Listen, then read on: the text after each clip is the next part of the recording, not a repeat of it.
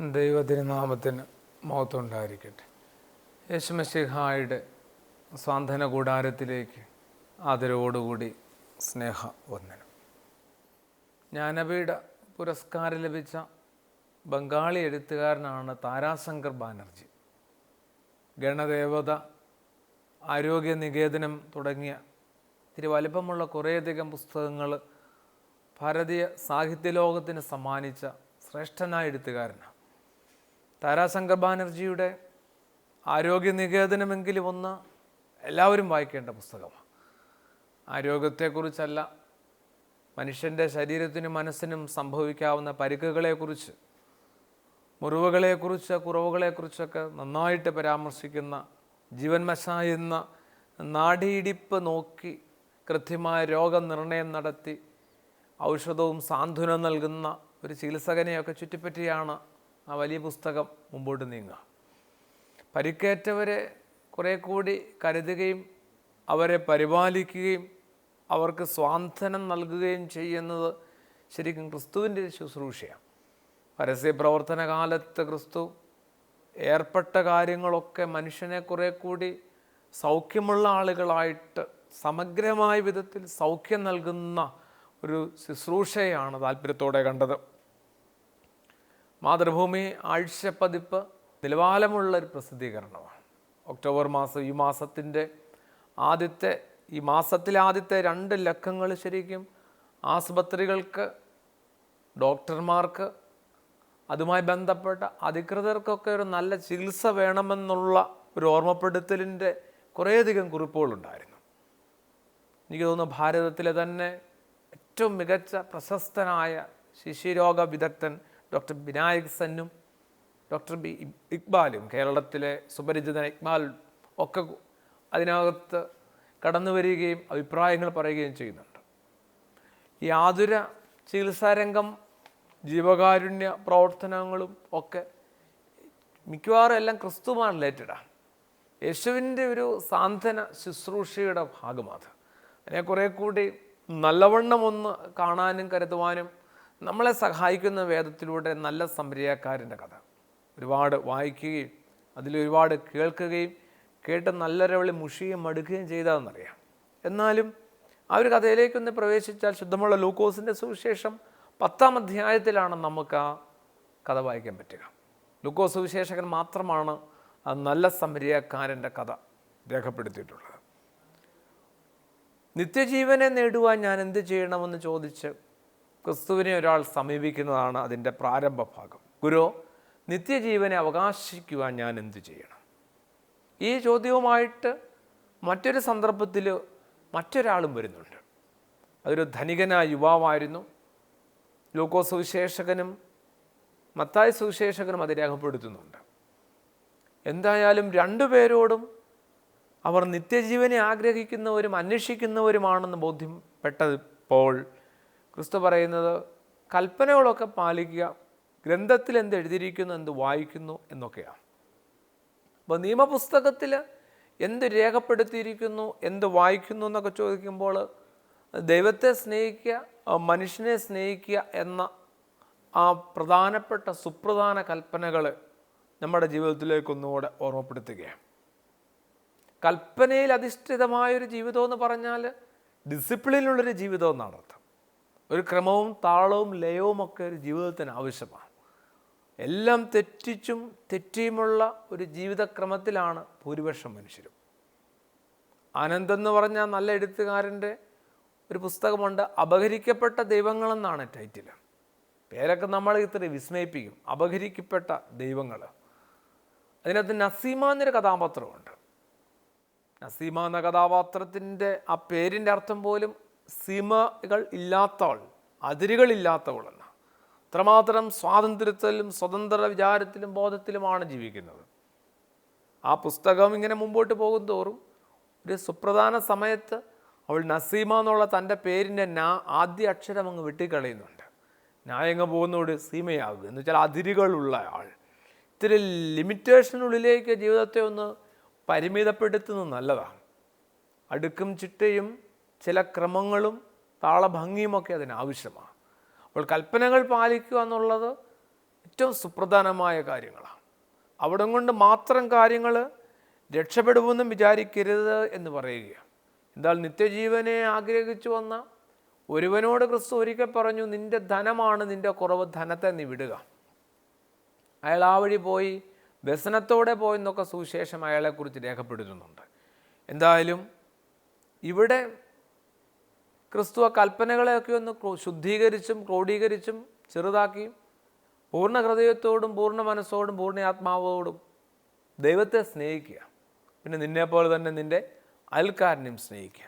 അങ്ങനെ ക്രിസ്തു അതിനെ ഒന്ന് ലഘൂകരിച്ച് പവിത്രീകരിച്ച് പറയുമ്പോൾ, ഇത്തിരി ലാഘവത്തോടെയാണോ ഇത്തിരി അഹംഭാവത്തോടെയാണോ നിത്യജീവനെ ആഗ്രഹിച്ചു വന്നയാൾ ചോദിച്ചു, ആരാണ് എൻ്റെ അയൽക്കാരൻ? ആരാണ് എൻ്റെ അയൽക്കാരൻ എന്നുള്ള ചോദ്യത്തിനുള്ള ഉത്തരമെന്ന നിലയിലാണ് ക്രിസ്തു സമരിയാക്കാരൻ്റെ കഥ അയാളോടും തന്നെ കേൾക്കാൻ തൻ്റെ ചുറ്റിനുമുള്ള സ്നേഹിതരോടുമൊക്കെ ഓർമ്മപ്പെടുത്തുന്നത്. ഒരുവൻ അയൽക്കാരനെ നിശ്ചയമില്ല എങ്കിൽ അതിൻ്റെ അർത്ഥം അയാൾക്ക് അയാളെ തന്നെ ഒട്ടും നിശ്ചയമില്ല എന്നുള്ളതാണ്.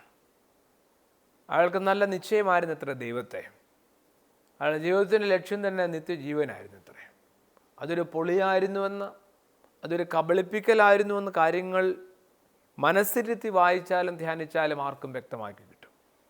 ദൈവത്തെ ഒരുവൻ കണ്ടെത്തുന്നുവെങ്കിൽ അത് തീർച്ചയായിട്ടും മനുഷ്യനെ കണ്ടെത്തുന്നതിന് സഹായിക്കേണ്ട ഘടകമാണ്. ശ്രീരാമകൃഷ്ണ പരമഹംസർ എനിക്ക് തോന്നുന്നു ഭാരതത്തിലൊരു നല്ല സന്യാസിയാണ്. അദ്ദേഹത്തെ തേടിയെത്തിയ ഒരു യുവാവ് അദ്ദേഹത്തെ വല്ലാതെ ആകൃഷ്ടനായി.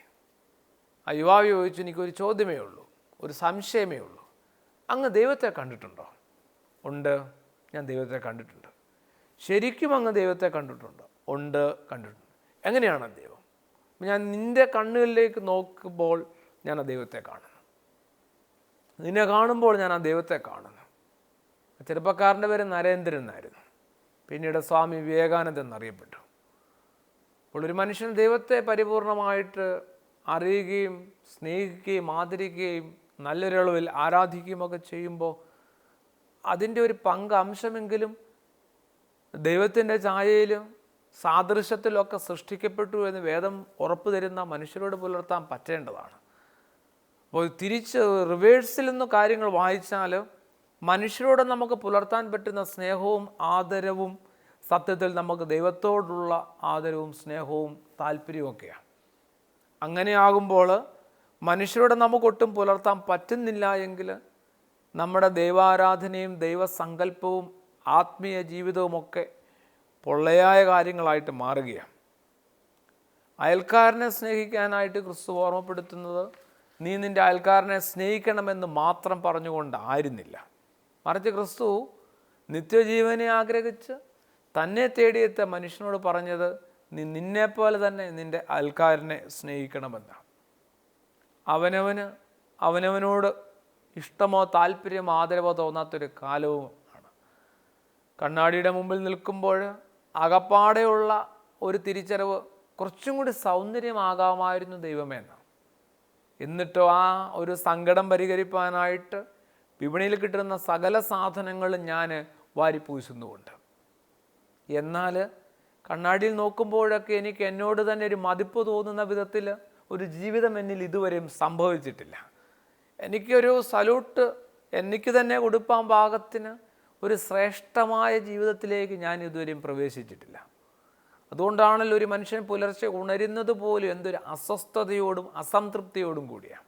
മോശപ്പെട്ട കാലത്തും അതിലും മോശപ്പെട്ട ലോകത്തും അതിലും നരകമായി മാറിയ വീട്ടിലും ഞാൻ വീണ്ടും ഒരു ദിവസം കൂടെ ഉണരുകയാണല്ലോ, ഉണർന്നു പോയല്ലോ, നീ എന്തേ എന്നെ ഈ രാത്രി വിളിച്ചില്ല എന്നൊക്കെയുള്ള അമർഷത്തിൽ അസ്വസ്ഥതയിലുമൊക്കെയാണ് ഒരുവൻ പതിയെ കണ്ണു തുറക്കുന്നത് പോലും.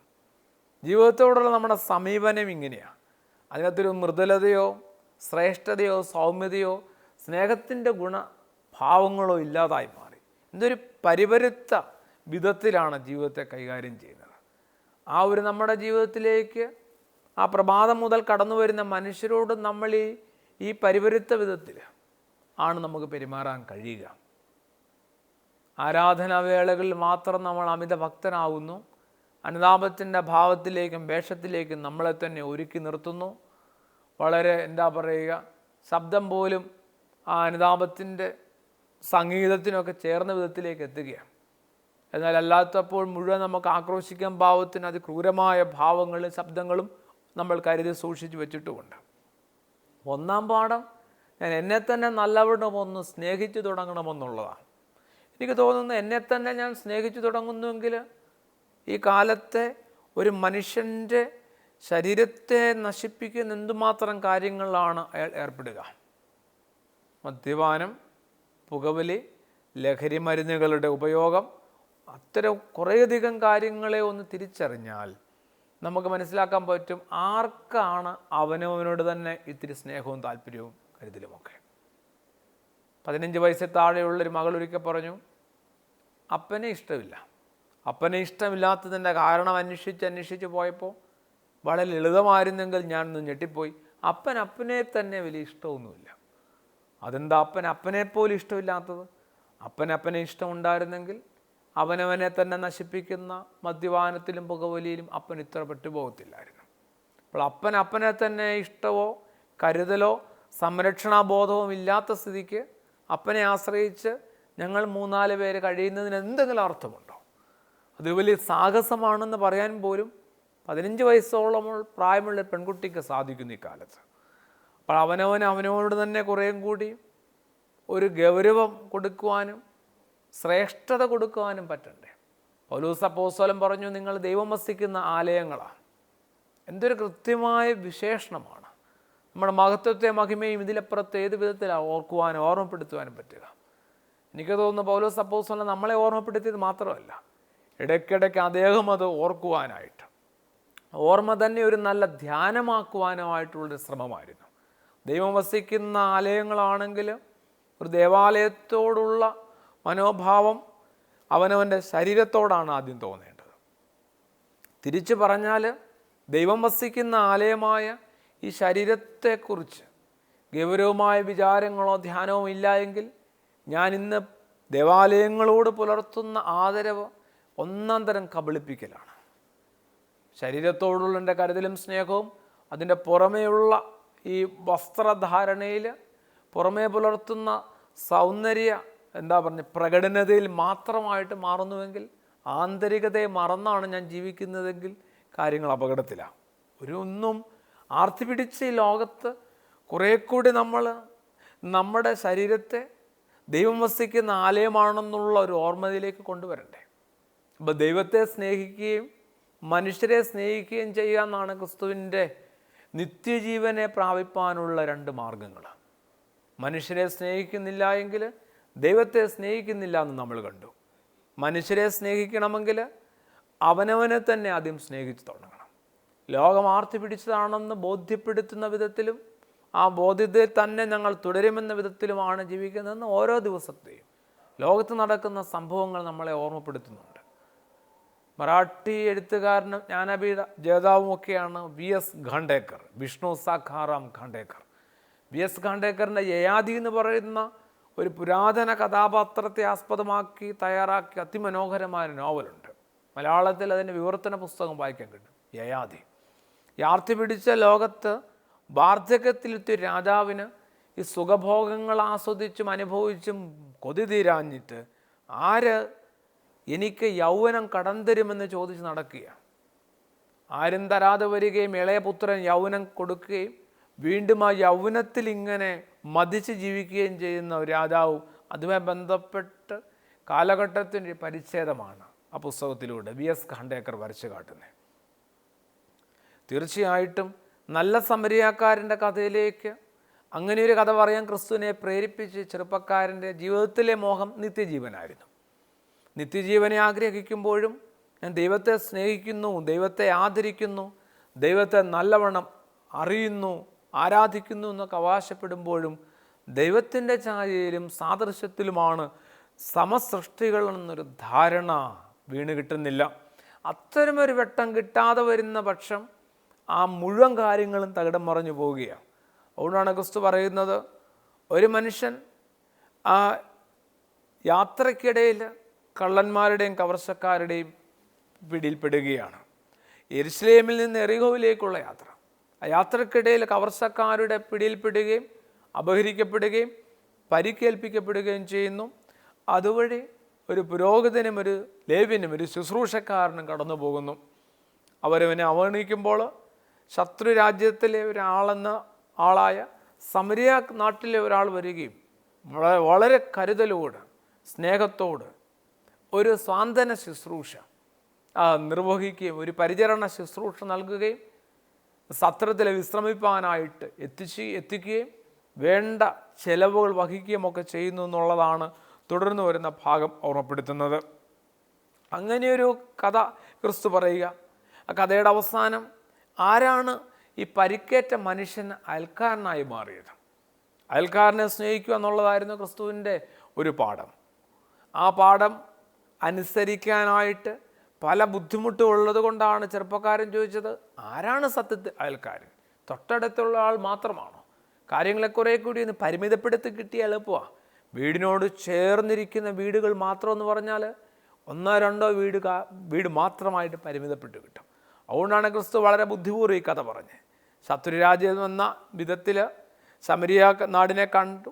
ആ നാട്ടിലെ ഒരു ആളാണ് ഈ മനുഷ്യന് നല്ല അയൽക്കാരനായിട്ട് മാറുക. അപ്പോൾ ശാരീരികമായ സാമീപ്യമല്ല അയൽക്കാരനെ നിശ്ചയിക്കുന്നത്, ആ ഒരു അതിര് വിസ്തൃതമാണ്. ഭൂമിയിലെ മുഴുവൻ മനുഷ്യരും ആ ഒരു അർത്ഥത്തിൽ എൻ്റെ അയൽക്കാരനാണ്, എൻ്റെ സഹോദരനാണ്, ഒരു സംശയമില്ല എന്നതിലേക്ക് വരികയാണ്. കരുണ ചെയ്യാനാണ് പറയുക, നീ അപ്രകാരം പോയി ചെയ്യാനാണ് പറയുക.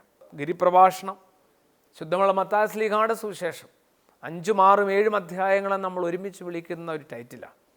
അതിനകത്ത് അഷ്ടസൗഭാഗ്യങ്ങളുണ്ട്.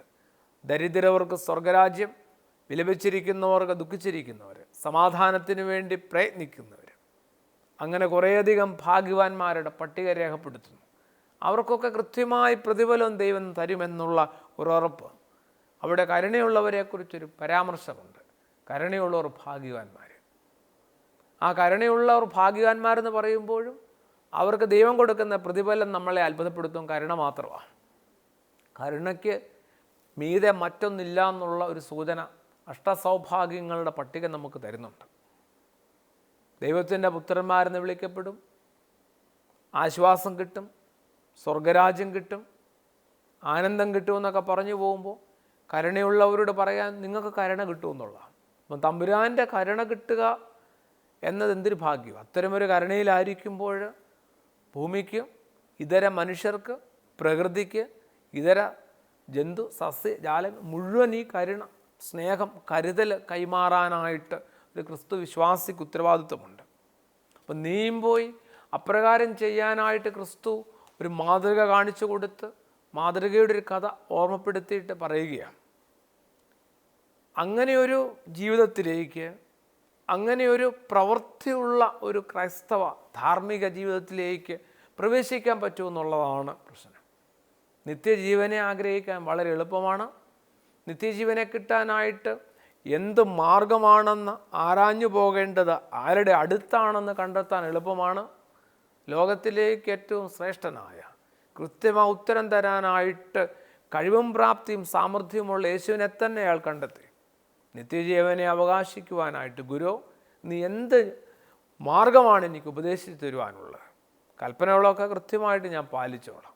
എന്നാലും ദൈവത്തോടുള്ള സ്നേഹവും ആരാധനയും ഒക്കെ മുടക്കം കൂടാതെ കൊടുക്കുമ്പോഴും മനുഷ്യരെ അപ്രകാരം കാണാനും ഈ ഒരു സ്നേഹവും ആദരവും കൈമാറാനും ഞാൻ ഇതുവരെ മുതിർന്നിട്ടില്ല. അത്തരം ഒരു പരിശീലനം എനിക്ക് കിട്ടിയിട്ടില്ല. ഒരു ക്ലാസ്സിൽ അധ്യാപിക ആ ക്ലാസ് വിടുന്ന നേരത്ത് ചോദിച്ചു, എപ്പോഴാണ് സൂര്യൻ ഉദിക്കുക? 60ലധികം കുട്ടികളുള്ള ക്ലാസ്സായിരുന്നു. ഓരോരുത്തരും ഓരോ ഉത്തരം പറയാൻ തുടങ്ങി. 6 മണിക്കാണ്, 5:30-ക്കാണ്, 5:45-നാണ്. ഇതുവരെ ഞങ്ങൾ സൂര്യൻ ഉദിക്കുന്ന സമയം കണ്ടിട്ടില്ല. വൈകി ഉണരുന്നവരാണ്. എല്ലാ ഉത്തരവും കേട്ടിട്ട് പറഞ്ഞു, ഒരു ദിവസം മുഴുവൻ നിങ്ങളുടെ മുമ്പിലുണ്ട്. നാളെ ക്ലാസ് വിടുന്ന നേരത്ത് പറഞ്ഞാൽ മതി. ആരോടും ഈ ഉത്തരം അന്വേഷിക്കാം. പിറ്റേ ദിവസം വൈകുന്നേരം ആ സ്കൂൾ വിടുന്നതിൻ്റെ ബെല്ലടിക്ക് മുമ്പ് ടീച്ചർ കൃത്യമായിട്ട് ചോദിച്ചു, ഇന്നലത്തെ ചോദ്യത്തിന് ഇന്നലെ പറഞ്ഞ ഉത്തരമല്ല, മറ്റെന്തെങ്കിലും ഉത്തരം ആർക്കെങ്കിലും കണ്ടു കിട്ടിയിട്ടുണ്ടോ? കുട്ടികൾ കോറസായിട്ട് പറഞ്ഞു, ഇന്നലത്തെ ഉത്തരം തന്നെ ഉള്ളൂ. നേരം വെളുക്കുന്ന കൃത്യമായിട്ട് ഞങ്ങൾക്കറിയില്ല. ചില കാലത്ത് 6 മണിക്ക് സൂര്യൻ ഉദിക്കുന്നു, ചില കാലത്ത് 5:30-ക്കും, ചില കാലത്ത് 6:30-യും ആകുന്നു. അത് കാലാവസ്ഥയുടെ വ്യതിയാനം. പിന്നെ ഞങ്ങൾ ഉണരുന്നത് പലപ്പോഴും അതിന് ശേഷമാണ്, കണ്ടിട്ടില്ല, ധാരണയില്ല. എന്തായാലും ടീച്ചർ നിരാശയായി. എന്നിട്ടോ അവർ പറഞ്ഞു, എപ്പോഴാണ് ഒരു മനുഷ്യന് സൂര്യൻ ഉദിക്കുക? ദൂരെ നിന്ന് വരുന്ന മനുഷ്യൻ എൻ്റെ അയൽക്കാരനാണ്, എൻ്റെ സ്നേഹിതനാണ്, എൻ്റെ സഹോദരനാണെന്ന് എപ്പോൾ വെളിപ്പെട്ട് കിട്ടുന്നുവോ അപ്പോഴാണ് ഒരുവന് സൂര്യൻ ഉദിക്കുക. അപ്പോൾ ദൂരെ നിന്ന് വരുന്നയാൾ എൻ്റെ അയൽക്കാരനാണ്, എൻ്റെ സ്നേഹിതനാണ്, എൻ്റെ സഹോദരനാണെന്ന് വെളിപ്പെട്ട് കിട്ടുന്നത് വരെ ആ വെളിച്ചം എന്നിലില്ല. ഞാൻ അന്ധകാരത്തിൽ തന്നെയാണ്. ഞാൻ ലോകത്തിൻ്റെ വെളിച്ചമാണെന്നൊക്കെ പറഞ്ഞൊരു മനുഷ്യൻ്റെ ചിറകിൻ്റെ കീഴിലാണെന്ന് ഭാവിക്കുമ്പോൾ എന്തൊരു അന്ധകാരത്തിലാണ് എൻ്റെ ഹൃദയവും. അന്ധകാരത്തിൻ്റെ കൂടാരത്തിനുള്ളിൽ വസിക്കുക. അപ്പോൾ ഇത് തമ്മിലുള്ള വൈരുദ്ധ്യം ഒന്ന് തിരിച്ചറിയണമെന്നുള്ളതാണ്. അപ്പോൾ ആ ഒരു നിത്യജീവനെ ആഗ്രഹിക്കുന്നതിനോടൊപ്പം, യേശുവിനെ ഗുരു എന്ന് വിളിക്കുന്നതിനോടൊപ്പം, ക്രിസ്തു പറഞ്ഞ കഥകളും കാര്യങ്ങളുമൊക്കെ കേൾക്കുവാനും വായിക്കുവാനും ഭാഗ്യം കിട്ടുന്നതിനോടൊപ്പം ഇപ്രകാരം നീ മറ്റുള്ളവരെ കരുതുകയും സ്നേഹിക്കുകയും ചെയ്യണം. വിശ്വാസത്തിൻ്റെ ഒരു പ്രായോഗികത പ്രവൃത്തിപഥത്തിൽ എത്തിക്കുവാനുള്ള ഉത്തരവാദിത്വം കൂടെ ഓരോരുത്തർക്കുമുണ്ട്. പരിക്കേറ്റ് കിടക്കുന്ന ഓരോരുത്തരെയും കാണുവാനും കരുതുവാനും സ്വാന്തന ശുശ്രൂഷ നൽകുവാനും ഉത്തരവാദിത്വമുണ്ട്. സത്ര ഉടമയെ കൃത്യമായ പണം ഏൽപ്പിച്ചിട്ട് ആ സമരിയക്കാരൻ പോകുമ്പോൾ പറയുന്നൊരു കാര്യം കൂടിയുണ്ട്, ഇതിലും കൂടുതൽ എന്തെങ്കിലും ആയാൽ ഞാൻ മടങ്ങി വരുമ്പോൾ തന്നുകൊള്ളാം. ഇത് വായിച്ച് നമ്മൾ ഒന്നാന്തരം ഒരു സ്തോത്രവും സ്തുതിയും പറഞ്ഞ് വേദപുസ്തകം മടക്കി തട്ടേ കയറ്റും. ഒരു കാര്യം ഓർക്കുന്ന നല്ലതാണ്, അയാൾ കുറേ നാളും കൂടി ആ ആശുപത്രിയിലോ സത്രത്തിലോ വിശ്രമിക്കേണ്ടി വരും. മൊത്തം പരിക്കേറ്റൊരു മനുഷ്യനാണ്. കുറേയധികം പണവും കൂടെ അവിടെ ആവശ്യവും വരും. ആ നല്ല സമരിയക്കാരൻ തിരികെ വരുന്നത് വരെ നമ്മൾ കാത്തിരിക്കുന്നത് എന്തൊരു വിഡിത്തമാണ്. ക്രിസ്തു പഠിപ്പിച്ച സ്നേഹത്തിൻ്റെ സ്വാന്തനത്തിൻ്റെ ശ്രേഷ്ഠ ശുശ്രൂഷ എവിടെയാണ്? അതുകൊണ്ട് നമുക്ക് ആ സമരിയക്കാരൻ തിരികെ വരുന്നത് വരെ കാത്തിരിക്കാനുള്ളതല്ല നമ്മുടെ ഈ ആത്മീയ ധാർമ്മിക ജീവിതം. നമുക്ക് പതിയെ ഇത്തരം സത്രങ്ങളൊന്ന് തിരഞ്ഞു നോക്കാം. പരിക്കേറ്റവരെയൊക്കെ നമുക്കൊന്ന് ആശ്വസിപ്പിച്ച് നോക്കാം. അത് നമ്മുടെ ഉത്തരവാദിത്വമാണ്. തിരികെ വരുന്നത് വരെ അവനെ പരിചരിപ്പിക്കണമെന്നൊക്കെ പറയുമ്പോൾ, എന്തെങ്കിലും ഇതിന് മീതെയാൽ ഞാൻ തന്നുകൊള്ളാമെന്നൊക്കെ വാഗ്ദാനം ചെയ്യുമ്പോൾ അത് നമ്മളെ ഉദ്ദേശിച്ചും കരുതിയാണ്. തീർച്ചയായിട്ടും സഭയിൽ നിന്നും സമൂഹത്തിൽ നിന്നും നമ്മുടെ ചെറിയ ഭവനത്തിനുള്ളിൽ നിന്നും നമുക്കിത്തരം പരിക്കേറ്റവരെ ഒന്ന് കണ്ടെത്താൻ ശ്രമിക്കാം. നമ്മുടെ വാക്കുകൾ, നമ്മുടെ സമയം, നമ്മുടെ സമ്പത്തിൻ്റെ ഒരു അംശം, നമ്മുടെ പ്രാർത്ഥനയുടെ ഒരു വിഹിതമൊക്കെ നൽകി അവരെ പതിയെ നമുക്ക് ആശ്വാസത്തിൻ്റെ കൂടാരത്തിലേക്ക് ആനയിക്കാം. അപ്പോൾ കരുണയുള്ളവർ ഭാഗ്യവാന്മാർ, അവർക്ക് കരുണ ലഭിക്കുമെന്നുള്ള പ്രാർത്ഥന നമുക്കൊന്ന് ഏറ്റുചൊല്ലുകയും ചെയ്യാം. ആമേൻ.